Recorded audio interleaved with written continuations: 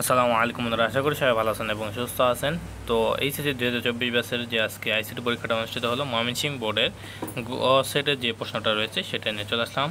তো এখানে আপনার 1 নম্বর অ্যান্সারটা হবে ঘ, 2 নম্বর অ্যান্সারটা হবে এখানে আপনার ঘ, 3 নম্বর অ্যান্সারটা হবে খ, 4 নম্বর অ্যান্সারটা হবে গ, 5 নম্বর অ্যান্সারটা হবে খ, 6 নম্বর অ্যান্সারটা হবে ক, 7 নম্বর অ্যান্সারটা হবে গ, 8 নম্বর অ্যান্সারটা হবে এখানে গ, এরপরে 9 নম্বর অ্যান্সারটা হবে এখানে আপনার গ,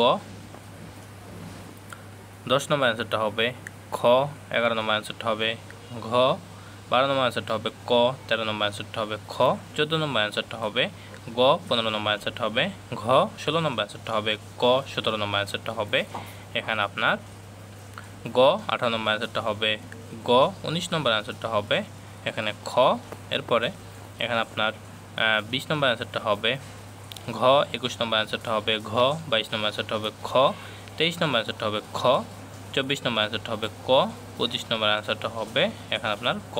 তো এই ছিল ময়মনসিংহ বোর্ডের গ সেটের সম্পূর্ণ সমাধান। তো আশা করি সবাই বুঝতে পারছেন। সবাই ভালো থাকবেন, সুস্থ থাকবেন, আমাদের সাথে থাকবেন। আসসালামু আলাইকুম।